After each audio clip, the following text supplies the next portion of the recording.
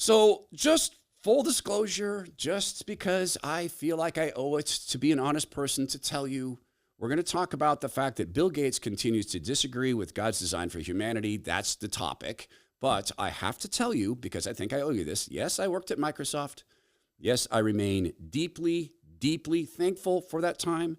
I was blessed economically. I was a full-on bloomin' idiot to leave when I left because I left a bunch of money on the table and probably a bunch of personal growth. And no doubt if I'd opened my mind and heart to God at that point, I was a Christian, but I was basically just watching church and giving money. I wasn't walking with the Lord. Had I done that, I would have realized, oh my gosh, this money, I could turn this into a massive ministry. I didn't do that. And full disclosure, I met Bill Gates a couple times in a couple meetings with him. I don't know him. He wouldn't remember me at all. And he premiered one of my companies, one of my products that I help lead in Vegas. So there's that. So there's the disclaimer. That was before he was a psychopath. He always had strange affectations, but he, as I think, demonstrated to be a psychopath. I'm saying it quietly because I don't want him to hear it because he's probably listening to me talking about him being a psychopath. So Bill Gates said something that, again, conflicts with how God views us. And I want to take what he's doing and saying and what he's planning and compare it to what working people who actually are doing one of the duties that God glorifies. And it ain't code. And what's happened to these people who do the job that God glorifies to actually help the temple? So we'll go through both of this in just a second. We're going to wait for a moment while I remind you of something about Bill Gates. He paid a ton of money to become the world's experts on vaccines. And even the Columbia Journalism Review wrote a great article about this called Bill's Media Gateskeepers. And they talked about how much money Gates spent so he could, in my opinion, pump and dump the Pfizer stock and the so-called vaccines.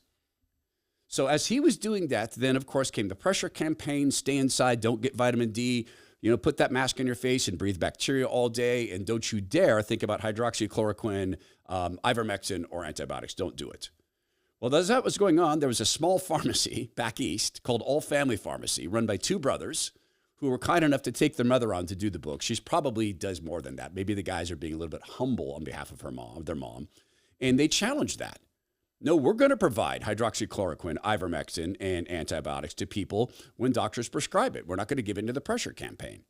Well, along came some big media companies, conservative leaning. They noticed trends like this, so they created some websites that are just lead gathering websites. They don't do the same thing. They're not a pharmacy. They just do markup upon markup. And if you have questions about how the drugs work, good luck. That's not the case with All Family Pharmacy. They will actually speak with you, put you in touch with the doctor who prescribed it if it wasn't your own. So protect yourself and your family. Go to allfamilypharmacy.com/Herman. Use coupon code Herman10 to save 10%. That's allfamilypharmacy.com/Herman. Coupon code Herman10 to save 10% in the investment of protecting your family. Here is Bill Gates talking about how God did not design us. And I think this it won't come as news to God. He knew that Bill Gates was this way and would be this way, and he knew Bill Gates would say this thing. But think about the Garden of Eden. If you're biblically literate or have spent time with the Bible is a kinder way to say it, remember that we were in the Garden of Eden in heaven, effectively, in perfection. Guess what we were doing? We were tending the garden. We weren't born to do jobs. Jobs are an artifact of the shortage that, oh gosh, somebody better be a farmer. Okay, somebody better drive those trucks around. All of that is based on, creating the human intelligence to provide a broad range of services. And so that man is sitting on a chair a human being made, wearing a suit that human beings made, talking to a human being, not a robot, speaking words coming out of his throat, a throat that Bill Gates did not speak and did not code, lecturing us on how God did not design us to have jobs us a people that in perfection were tending the garden. I'm sorry for interrupting Bill Gates. I'm sure that there'll be a penalty to be paid, probably a vast one. As you get away from that being a necessary thing, you get a lot more leisure time, and it'll be people who've grown up in that world of no shortage who will have to think through. I think it's hard for anybody, in my case, spent 70 years in the world of shortages. It's hard to reprogram your brain to this change. Bill Gates, for all the evil that's done through him, and he allows to be done through him, this isn't a job. I mean, I know he's got all the money in the world, so he doesn't need the income, but he's still getting it. He made a massive killing on the Pfizer shots before he publicly said, oh, they don't work.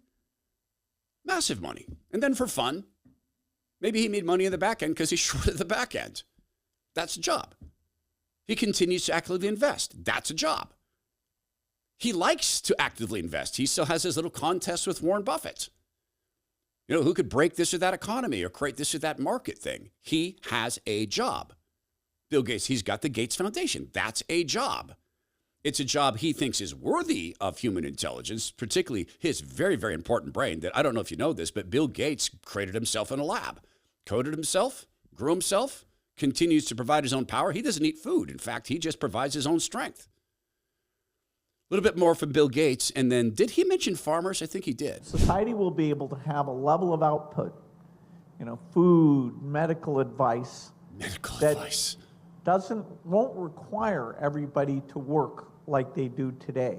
We'll have a choice. I mean, we can say that the machines shouldn't help with certain things. We can confine them to certain areas if we choose to.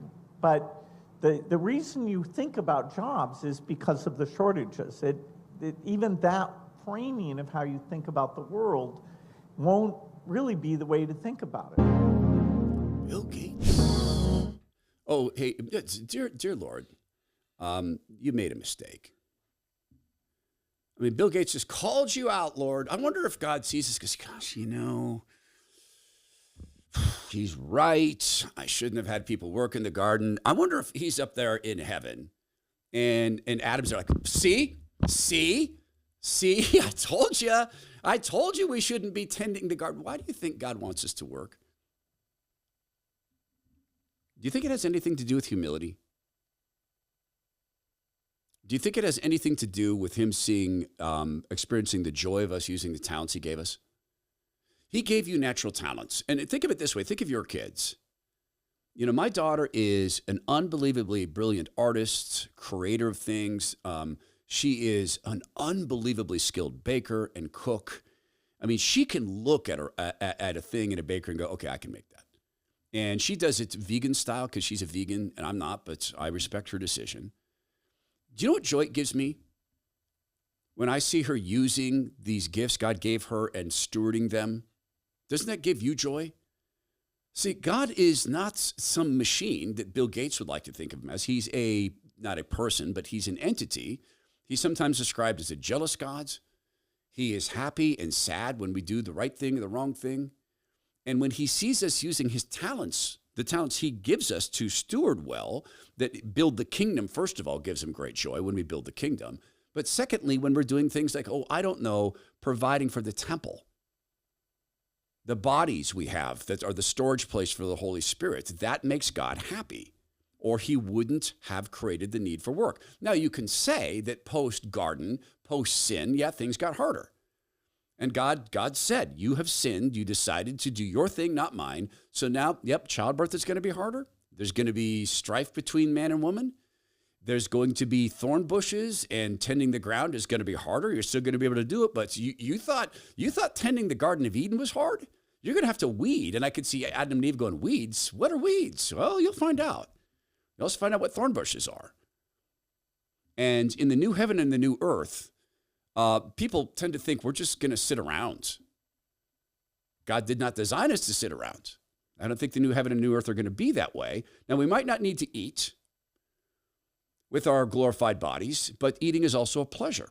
And it's also something that God saw fit to have us in a garden at the very beginning. There's a site called Unwon, and a writer named Keely Covello, who has come across a story of a mother of a South Dakota rancher who's facing prison over a 1950s fence and is asking for President Trump to step in and help. Heather and Charles Maud each face 10 years in prison and $250,000 in fines over an inherited fence built before 1950, a fence. And there's a link to this in the show notes. And if you don't have the show notes, you can get them at thetoddhermanshow.substack.com. You can also check out our YouTube channel, youtube.com/@thetoddhermanshow. So President Trump keeps saying, I'm standing in the way. They're really going after you, says Randy Hamilton. The words keep going around in my head. These are just ordinary people trying to make a living. Randy and Tom Hamilton are asking the Trump administration to intervene in their daughter and son-in-law's case with the Forest Service, which goes to trial next month. Heather and Charles Maud each face up to a decade in prison and $250,000 in fines over the placement of an inherited boundary fence before 1950. I know Trump and his team have a lot going on, Randy says, but the government is on steroids to make people's lives miserable, socially, financially, emotionally, in every regard. It's beyond my comprehension that anyone would do this. So here's what happened is supposedly a hunter noticed a fence, and the fence wasn't supposed to be there, and contacted the Forest Service, and they began this investigation. Now, oddly, there's no proof of the hunter. There's no picture, no identity. He or she hasn't been brought forth. But there was just this hunter. I think it was probably a Forest Service person. That's my belief. The couple, after they were notified about the fence and, hey, a hunter said there's this thing. Back to the article, the couple then met with District Ranger Julie Wheeler. Forest Service Special Agent Travis Lunders was also present. The mods sought a solution, suggesting a special use permit or a land exchange under the Small Tract Act. They were told the Forest Service would first need to survey the land to determine property lines. The mods agreed. They were told this would occur at some point in the next year. Instead, Lunders and a survey team arrived at the Mod Ranch 5 days later. Lunders surveyed the fence, the so-called hunter disputed. Without permission, Randy says. Lunders then crossed the rectangular piece of private property the mods own in the middle of the United States Forest Service land to examine their fences on the opposite side. The mods have a pivot irrigation system, and they talk about what's there. Lunders came back to the ranch on June 24th in full tactical gear with indictments. So a Forest Service employee shows up in full tactical gear, rolling heavy like he's a special forces operative. I bet that was fun for him. How did this happen so fast, Randy says? Who gave the okay? This was so extreme. The Forest Service is refusing all resolution. Under the Small Tract Act, they can exchange land, switch it out, buy it out. Charles and Heather presented all of this to Julie Wheeler. The U.S. Forest Service didn't answer. Next thing you know, they're indicted. Just 87 days passed between the mystery hunter's alleged complaint and federal indictments on the young couple. Like the original complaint filed by the unnamed hunter, the survey has also been withheld. Does that sound familiar? Oh, we're not going to let you see the so-called hunter who supposedly had a problem. We're not going to let you see the survey of your land. It may or may not exist, but you don't have the power to compel us to give it to you. But we do have the power to toss you in jail and steal $250,000 from you because of a fence dispute. And what were these people doing? Farming. As God designed us to do. That's their punishment. What did Bill Gates do? What does he continue to do? Use his power of a non-job, he says, to compel us to make our bodies sick. God is watching. There will be a day when Bill Gates bows his knee and his head and confesses Jesus is Lord. That's going to be Judgment Day.